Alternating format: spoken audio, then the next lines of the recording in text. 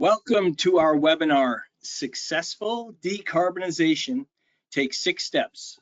Are you missing one? I am Mark Levine. I'm the Deputy Director of your New York State Association of Counties and the Executive Director of the Municipal Electric and Gas Alliance. MEGA was created 26 years ago by two counties to serve the energy supply needs of counties and local governments across the state. We currently provide electricity and natural gas to 28 counties and more than 220 local governments and school districts. Part of MEGA's mission is to provide energy-related resources and training to help local leaders make more informed decisions. The long-standing partnership between MEGA and NYSEC helps us achieve that mission for our collective members. And that couldn't be more important than in this energy transition we find ourselves in here in New York and around the world. I want to take this opportunity to introduce Mark Taylor. He's the chairman of the board of directors of the Municipal Electric and Gas Alliance, and he hails from Schuyler County. Mark. Thank you, Mark. Welcome, everyone. I'm so glad you could attend us with us. As Mark said, part of our mission is to also provide information, but our main mission is providing our members with contracts for electricity and gas. We offer fixed and variable price contracts, and we conform to all New York State procurement requirements. We're a not-for-profit corporation. We're founded by counties and we're run by counties and our other member municipalities. We think we have some of the best energy pricing in New York State, and I think we'll get to how to access that at some point later in the seminar. But for now, thank you very much for joining us, and I'll take it back to Mark. Thank you, Mark. Our topic today will discuss how municipalities are all over the map when it comes to their sustainability journey. Some members have implemented energy efficiency initiatives but need more ideas to move the needle a little more.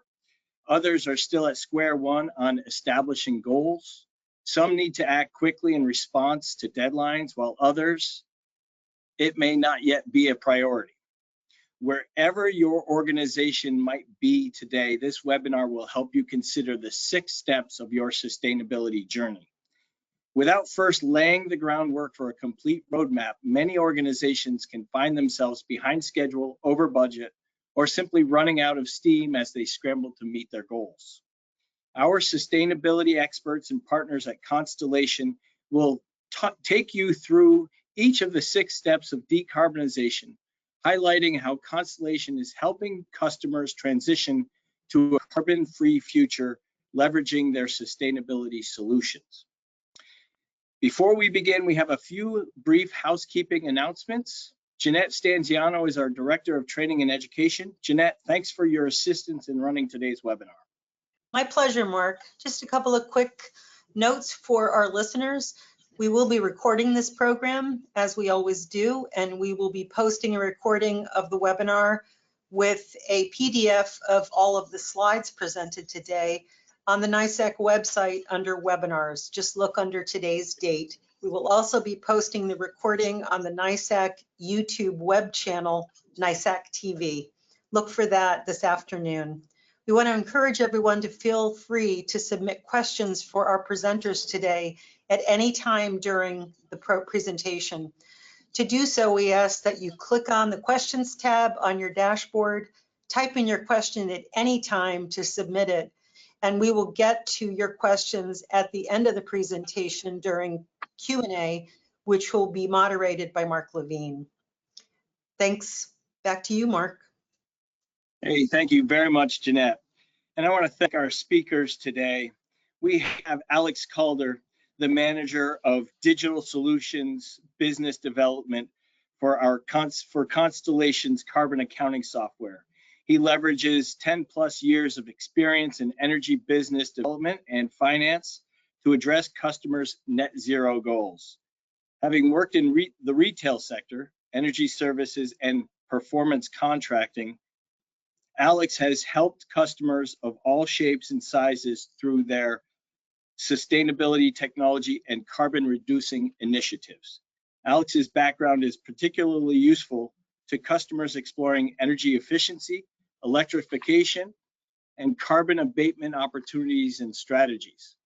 He obtained his undergraduate degree from Duquesne University and his MBA from Carnegie Mellon. Our second presenter is Melissa Heim. She is the principal within Constellation's Navigator division, helping customers through their decarbonization journey.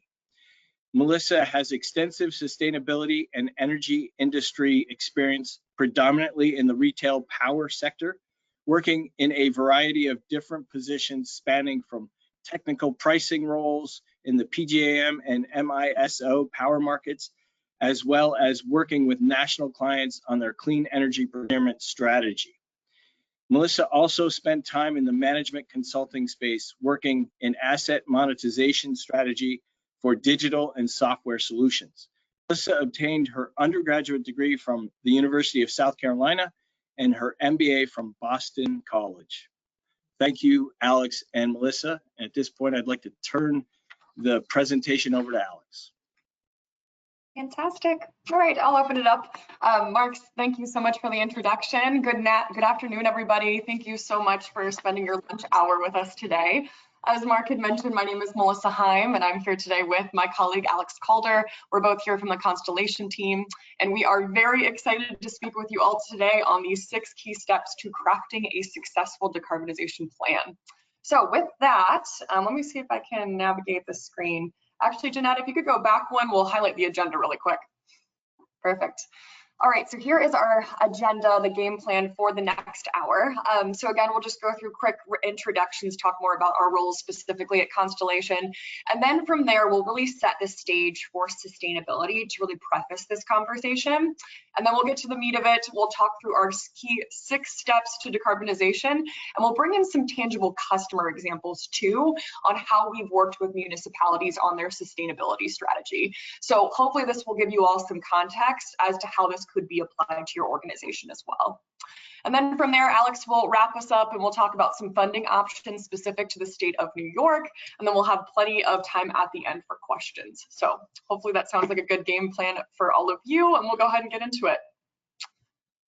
All right, so again, I am Melissa Heim. I sit within our Constellation Navigator team.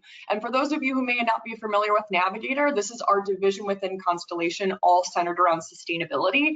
And we have a full team of sustainability experts and advisors paired with some pretty dynamic technology, all with the mission of helping organizations through their sustainability journey and really transition to that carbon-free future. Now, my role specifically, I'm focused on commercializing new technologies within the sustainability space and then figuring out how do we bring this to our customer base like you in conjunction with our core business, our retail power and gas supply. So with that, I'll turn it over to Alex for a quick intro and then we'll get into the presentation. Sure, thanks Melissa, and Mark, thank you for the introduction as well. Really nice to meet everybody, and thanks so much for the time today. Any questions, please, we encourage you to throw them into the chat so that we can address them at the end and make sure that we tailor this presentation to you all. My name is Alex Calder. I'm focused primarily on our carbon accounting and digital solutions that can help support municipalities and businesses of all sizes with their sustainability journey. So really excited to talk to you all today about carbon accounting, understanding your emissions, where there are the biggest and best opportunities for emissions reduction, and just sharing some experiences from other customers and how they've approached going down their sustainability path. So very nice to meet you all, and thanks again. Perfect. Thank you, Alex. All right, next slide, please. All right, here we go. Setting the stage for sustainability. So we have been hearing some pretty consistent themes across our customer base, and we have been seeing these themes play out across industries and across different geographies. And you'll see on this slide many of the different quotes that we've been hearing from our customers directly. So kind of wanted to preface this conversation this way. So really the common themes that we're finding within Constellation is that most organizations will fall into one of two camps.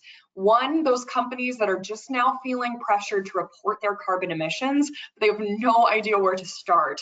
Or two, the organizations that have made some form of public commitment to reduce their emissions, but they don't know how to strategically roadmap next steps. Now, there's a ton of different factors that could be driving this push. Maybe there's a climate mandate within your state or within your region. Perhaps you're getting pressure from your county board members, your town residents to prioritize sustainability initiatives. Regardless of what that driving factor is, most organizations simply do not have the time or resources to dedicate to this type of work. So with all of that, if there's anything we want you all to take away from this conversation today, regardless of where you currently stand in your sustainability journey, we hear you, we know this space, it's super convoluted, it's ever changing, and we have a sustainability team here at Constellation that can help. So with that, I will turn it over to Alex. He's going to get us started with the 6 key steps to decarbonization. Sure thing. Thanks, Melissa. And I think you hit the nail on the head there with time and resources allocation related to sustainability is one of, just broadly speaking, our customers' greatest challenge. And we're hearing from, our customers are typically hearing from vendors for tons of different solutions, whether it's estimating their emissions, coming up with plans, workforce development programs. There's so many different elements that are part of a sustainability journey. And we've tried to distill sort of what point in time our customers are at with these 6 key steps of decarbonization. Think of them as categories as for where you might be. So as we sort of walk through these 6 steps over the next several slides, think about where your municipality is, where your team is in this process. And at that point, the appropriate time to engage outside firms to help along that path. So the first sort of thing is making sure that you understand your baseline. That is, hey, what is 100% of my emissions as of today? We want to make sure that updating that number on an annual basis is easy to do, that we have included everything that we need so that we're starting and continuing with an accurate number. After that, you can set reduction targets. If you've already set them, a lot of organizations are starting to set intermittent targets. So we have a 2050 goal, but we want to set 5-year, 3-year incremental targets to hit in between. Scenario planning and analysis is, I would say, sort of distilling down all of those different categories that you're hearing from so that you can start to prioritize where to spend your time. So how far is energy efficiency going to get me along this journey? I'm hearing from a lot of EV charging companies. Where does that fit into the strategy? Solar, VPPAs, where did these fit into the strategy? So where are our biggest opportunities for reduction so that we can start to think about actually implementing the process? The next step is going a little bit deeper. So going from sort of that high level to, hey, what are the costs, timing, return expectations associated with particular projects, and how do we fulfill them? So once we've identified a project, who do we go out and work with to actually go out and implement those projects? And then lastly, reporting. So on an annual basis or every other year basis, re-communicating to the community that you're making progress, in what ways, and what is the plan to continue that progress along your current path. So those are the 6 key steps. And as I said, Melissa and I will sort of dive deeper into each one of them. So the first piece is establishing a baseline. So a lot of the organizations here likely have targets where you're going to reduce our carbon footprint by 50% by 2030, 80% by 2050. You have to first know that you have 100% accuracy around your 100%. So if we're going to reduce it by 50%, we have to know what that 100% is. So where do I start? What type of information do I need? Am I ready for this? Is there a way to automate the process? When do I begin? All of those questions are ones that our customers are asking themselves. I know we have electricity and natural gas. We also have fleet and equipment. We have wastewater. Where do these fit into our carbon footprint, and how many emissions are associated with each one of those categories? So as we start to think about reducing, we know that we're starting from the right point. So there are lots of solutions out there. You can pull utility data to automate some of that process. If you have building energy management systems, most of them can export via CSV. If you have fleet files, it's the same there. All of that data is particularly important related to your emissions, and it's something that it's helpful to get a handle on and put into one place so that your sustainability updates are done more easily and more repeatably on an annual basis. On the next slide, we'll briefly walk through an example customer. So Johnson County, Kansas is a customer of ours. They have roughly 150 buildings that are part of their municipally owned and managed operations. And so with those, we walk through sort of that checklist that I just described. What's your fleet look like? What sort of fuels are you using for your equipment? What's your waste? So that we could pull together their baseline emissions, which you're seeing on the right there, and then begin to discuss the impacts of different strategies. So when you look at 2020E, there is a market-based emissions reduction there because of EPPAs or other agreements. These are things that the county needed help with accurately accounting for and positioning against the emissions associated with their assets. With that information, we helped, in this case, start to develop a roadmap for reduction and pointed out sort of the three key areas where they had the biggest opportunities for emission reduction within their operational portfolio. If we could hop to the next slide. Yeah, perfect, thank you. So the second step is, once you have a great grasp of your baseline or where you're at currently, thinking about setting targets. So like I said, many organizations already have targets that have been set up for the longer term and are now looking to set intermittent targets because, hey, we got to 2020 or 2024 when we set one target and we didn't achieve it because we didn't have a stepwise plan. We didn't realize how long some of these projects might take to do. So setting these intermittent targets along the way allow you to make sure that you're going to hit those ultimate goals. So setting targets is a really important step because from there you can sort of work backwards as to what time and resources you're going to need to allocate in the coming months and years.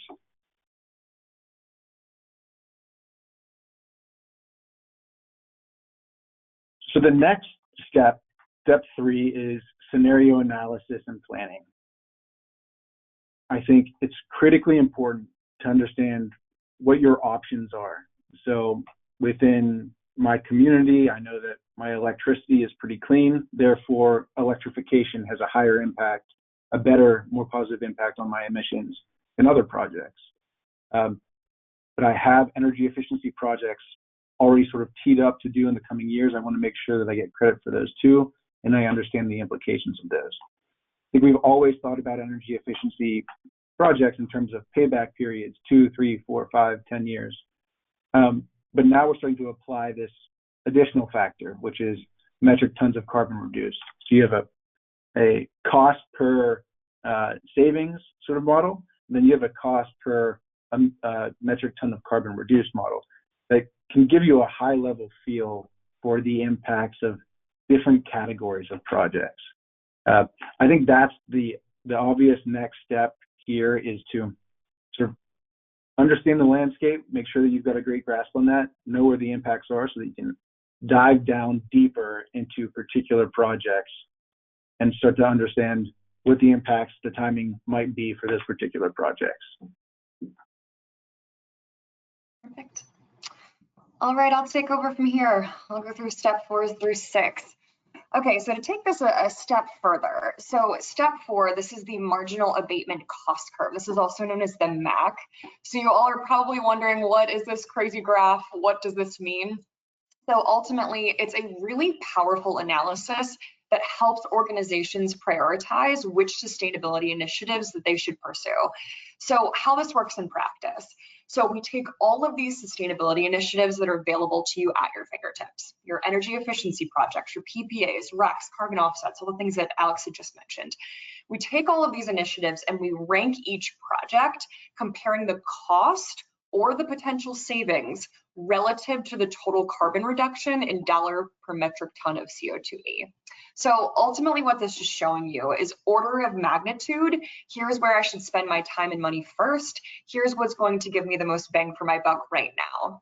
So this MAC analysis, it's really something that our Constellation Navigator team will typically include in a sustainability roadmap. And that's something that our sustainability advisory team can help create on your behalf in a formal consulting engagement. So again, it's a really robust analysis. It can help justify decision making, really help your organization prioritize. And at the end of the day, it's going to give you some actionable insights to include within your sustainability roadmap. So that is the MAC curve. That is step number 4, and we will move on to step number 5. All right, so now that you've established your baseline carbon footprint, you've created this strategic sustainability roadmap, now what do you do? So this is something that we at Constellation are really uniquely positioned to support, because not only can we help with that strategic road mapping, we can also help with the implementation and fulfillment piece too. So this is where step number 5 comes into play, the fulfillment of renewable and sustainability initiatives. So you'll see some of the solutions that are listed on the slide. So I'll talk through each of these briefly. So first, our Constellation Efficiency Made Easy team, they can help you deploy on-site renewable projects. And they have different funding mechanisms where we can incorporate the cost of the project into your electricity or your natural gas bill. Now, 2, we've got a Constellation Offsite Renewables team, which is called Core Plus, and this is where we help customers enter into new build renewable energy projects in the form of a PPA or a power purchase agreement. And then we've got a ton of different clean energy products, and we can help you procure some of these. So renewable energy credits, RECs, we have emissions-free energy certificates, EFECs from our nuclear plants. We've got carbon offsets, renewable natural gas, just to name a few. We have dedicated teams and experts in each of these core areas that can help. So in summation, with this slide, the takeaway here, there's something included in your sustainability roadmap that you are ready to fulfill. We have a large network of both internal and external partners, and our team at Constellation can help connect you with them to fulfill some of these projects. All right, last slide, we move on to step number 6. So finally, we have reached the end of our decarbonization framework. This is step number 6, our standardized reporting and compliance. So I think we can all appreciate the regulatory landscape. It can be super ambiguous when it comes to carbon emissions reporting. And there are tons of different types of reporting frameworks and requirements out there. You'll see here on the slide, there's the alphabet soup of reporting bodies, CDP, GRI, TCFD. This voluntary reporting can be super tedious and time consuming, especially for those companies that just do not have the time and resources to dedicate to this work. So this is where you can outsource some of this work to our Constellation Navigator team. Now, a lot of these frameworks, they're preloaded into our carbon accounting software platform. So it's pretty easy to export all of this data into one of these compliant formats. And then we also have a team of sustainability experts within our advisory team that can not only help you through this process and make sure that this reporting is accurate, but they can also help you craft that message to your internal stakeholders, as well as community members, residents, other external parties. I think it's really important to note that reporting, it's not just complying with requirements, but it's crafting that message to your constituents of all the great work that you're doing. So we walked you through our 6 key steps. I'm going to go ahead and turn it over to Alex next. He'll wrap it up. He'll talk through a customer example that we're doing with the state of Alaska. And we also have some rebates and incentives available to you all in the state of New York. So Alex, the floor is yours. Thanks, Melissa. Yeah, so just really quickly, I think every engagement that we have with municipal customers is different. Sometimes there's a focus on operational emissions, sometimes there's a focus on community-wide emissions, and sometimes communities are doing it on behalf of some of their constituents as well. So in this particular case, we worked with the Alaska Municipal League for a CPRG related, a grant related opportunity, and actually put together the emissions baselines by sector for 200 plus communities across the state of Alaska. So think of this as for any county, you might use a model like this to make sure that all of your different towns are accounted for and have their own individual carbon footprints and as part of a reduction plan. If you're a town, maybe there's 1 or 2 zip codes, you can break it out by zip code all the way to the census block level. So for environmental justice opportunities, you can look at particular zip codes or census level blocks that have unique challenges with and build out roadmaps to reduce. So just a sort of high level example is that this is a fairly scalable way. There's a lot of data out there that you can leverage to deliver or help support climate action across your communities, all the way down to very specific groups of buildings. So the last piece that I wanted to cover is on the next slide is, and I always say, take a screenshot. I think we're going to post this recording online afterwards. Make sure that you're on top of all of the available rebates. We have a team here at Constellation that can support you with this should you need help. But the different utilities all have, as well as the federal government, are providing lots of different grant opportunities or rebate opportunities at this time, even for projects that you've already done maybe in the last 12 months or so. If you didn't apply for rebates, if you see something on this list, it's worthwhile going back and seeing what the value is for each of those. And again, we have a rebates team that can help you through that as well if you're looking for some additional support. Perfect. All right, we'll wrap us up. Last slide. All right, so I know we have put a lot of information in front of you guys today. We've walked you through our 6 key steps to decarbonization, showed you a couple of customer examples for how this works in practice, and then we've talked through some of our rebates and incentives programs available to you all in New York. So if this resonated with you, if you have questions, if you guys want to learn more, our team at Constellation, we are more than happy to discuss. And ultimately, we want to make sure that you're able to make informed business decisions and really take you from that initial point of interest all the way to Constellation Navigator, becoming your sustainability partner. So let us know what information we can provide to help you through that decision-making process. You'll see our emails listed on the slide. We also have a QR code that you can scan to set up a meeting with us directly. And with that, we thank you so much for your time and engagement. We'll open it up for questions, and I'll turn it over to Mark from here. Thank you, Melissa, and thank you, Alex. I encourage all participants who are still on with us today to submit a question in the questions panel in your dashboard. I'm going to start with a 2-part question. Can you talk a little bit about the iterative nature of this 6-step model? And the reason I ask is that we have hundreds of municipalities in New York that are working with NYSERDA on their Clean Energy Communities program, or with the DEC on their Climate Smart Communities program. And so how can this model and the Navigator solution supplement or complement the work that a municipality may already be doing in terms of their sustainability and decarbonization? Alex, you want to take that one? Yeah, sure. So I think in a lot of different ways, right? So the Navigator team has a couple of different software solutions, services, and advisors that can help along the way. I would say that for organizations that don't feel like they have a great handle around their data or want to automate the process further, I would engage Constellation for we have a utility bill management system as well as a carbon accounting system that can go out and automatically get your electricity, your gas, your water, your waste bills, so that you don't have to worry about updating those spreadsheets on an annual basis. All of that is handled by those platforms, and then appropriately allocated to whether it's your scope 1, your scope 2, or your scope 3 emissions. That's sort of one piece is you've got a team and a software system that can see where you're at and then complement your current efforts in order to sort of round out your data gathering process and data display process.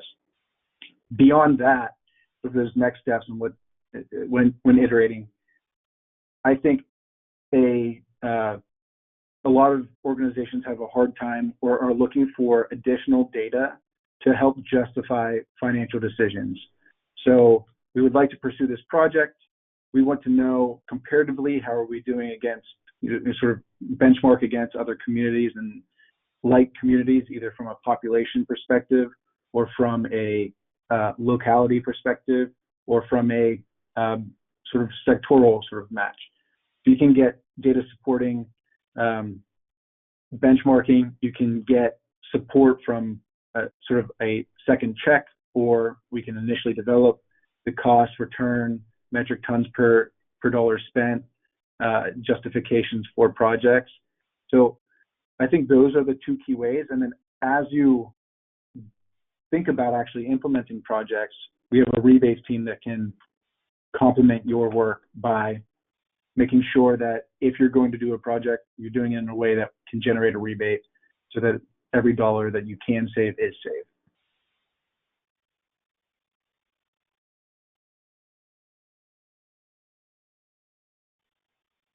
Great, thank you, Alex. We have a question in here on, can you talk a little bit about community choice aggregation and how that can help with the community's sustainability goals? And maybe you want to reference again the Alaska Municipal League example. Sure. In terms of community aggregation, scale always makes a project more efficient, in that having multiple organizations can obviously drive down price of a deliverable, but also you have a room full of individuals with common challenges with different approaches to how they achieve that internally. So not only are you getting a service, you're also, it's sort of an environment where a lot of different individuals are contributing data, discussing their methods for gathering that data, and then working together to make sure you all have a common understanding of what the deliverable is and how you all can leverage it from there along your sustainability journey. Most communities across the U.S. have a goal set out for 2050, if not in between.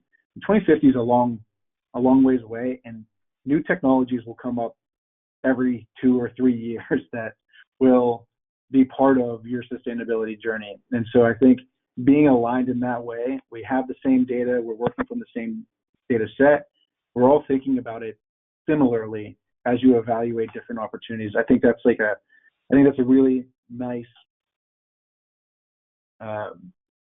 sort of benefit of any aggregation, is you've got sort of other partners going through very similar experiences.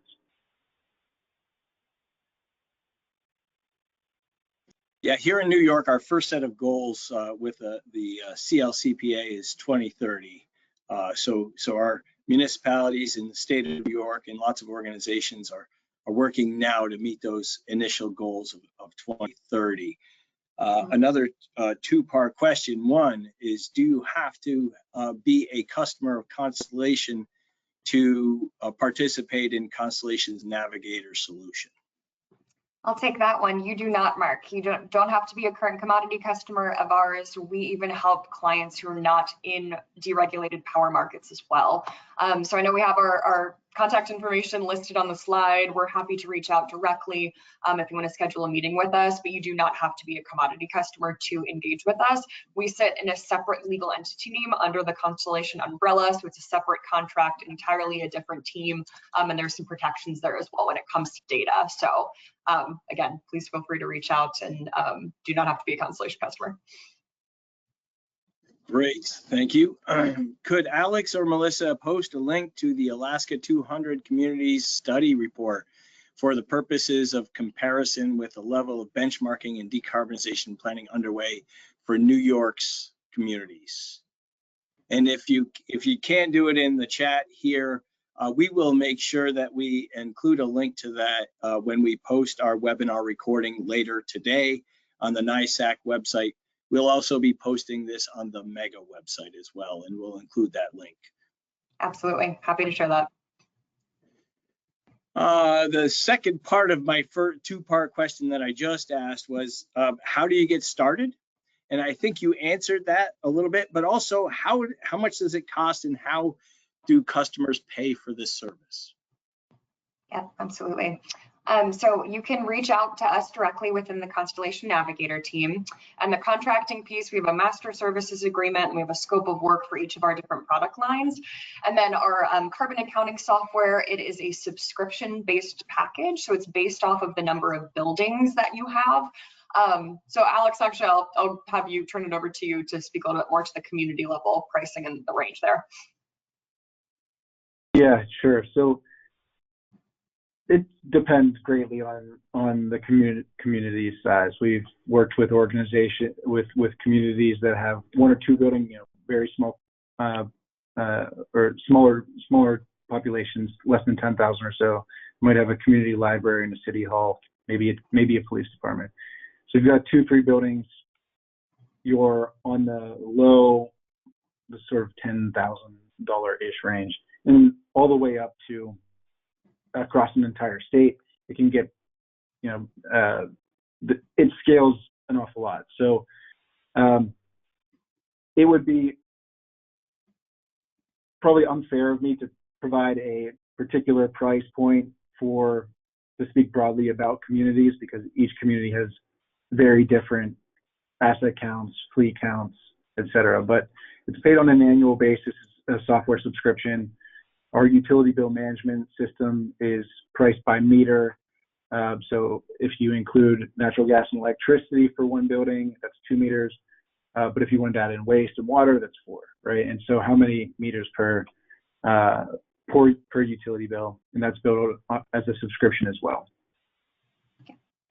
And then our sustainability advisory services, that is based off of an hourly bill rate, just like any kind of professional services firm. It's completely custom bespoke to fit the needs of what you're ultimately looking for. So again, the pricing can really range to low 5 figures all the way up to 6 figures and above, again, depending on that scope of work, but really have that customizable flexibility depending on what you're looking for. Is the cost of the solution, is that eligible for state or federal funding?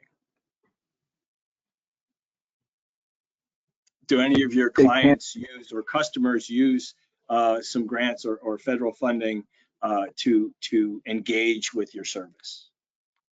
Yes, absolutely. We have one CPRG-related federally funded project under contract, likely a few more in the coming months, just based on what the procurement cycle is looking like. So CPRG, greenhouse gas funds, have created a lot of funding that's flowed down from the state to localities. And so there are lots of different opportunities to use our services as part of a climate action plan, or the implementation. So the phase 2 implementation grants have also been used to fund some. Typically, it's a larger umbrella, and then we are 1 or 2 elements of that larger deliverable.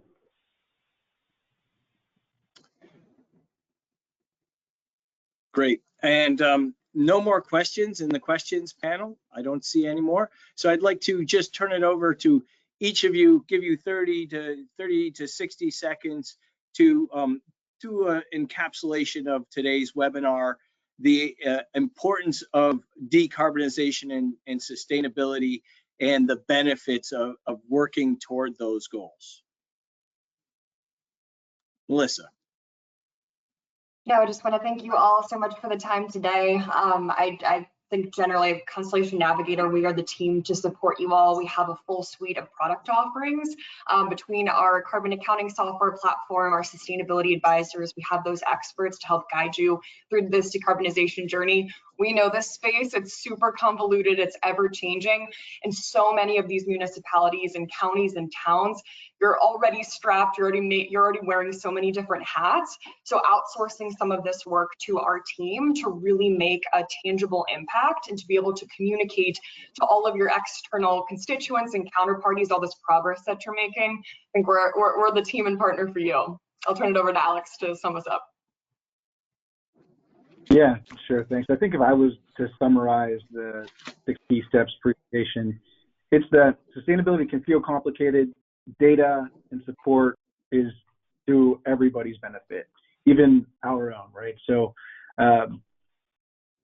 whenever you face a challenge, I encourage you to reach out to Mark or to us, and we are happy to let you know whether or not we are able to help, or if we have partners that can help you with any particular challenge. So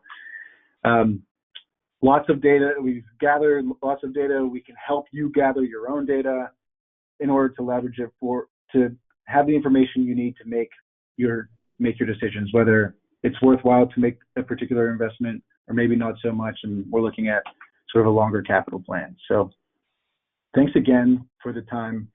We really appreciate it. And if you have any questions in the coming days, feel free to email either of us. You can scan this code here, and we'd love to have a specialized chat about your community. So thanks again. Thank you. On behalf of Mega, we like to say there's power in the Mega partnerships, and we can't do what we do for our municipalities without the partnerships that we have.